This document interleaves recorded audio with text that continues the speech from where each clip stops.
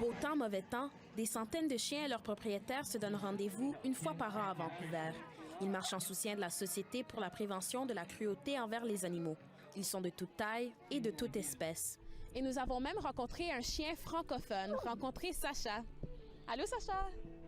Ça va bien? Sacha et ses frères et sœurs étaient orphelins avant d'avoir été secourus par la SPCA. Il y a 7 ans maintenant qu'elle vit avec son propriétaire. Elle est maintenant devenue membre de la famille et on ne peut pas imaginer la vie sans elle.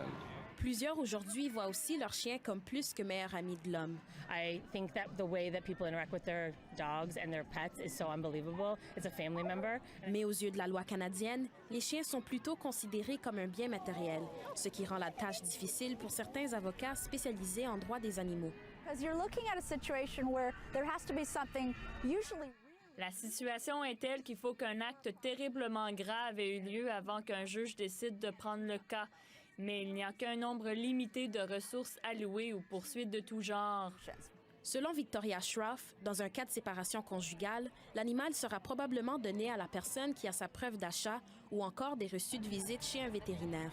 Elle voudrait plutôt que l'intérêt et le bien-être émotionnel des animaux soient mis de l'avant. Nous aimons nos animaux de compagnie comme s'ils étaient des enfants. Je ne dis pas qu'ils doivent être considérés comme des enfants, mais ils valent certainement beaucoup plus qu'un sofa. Selon elle, tous les animaux devraient être considérés comme des êtres doués de sensibilité sous la loi, c'est-à-dire un juste milieu entre jeune enfant et bien matériel.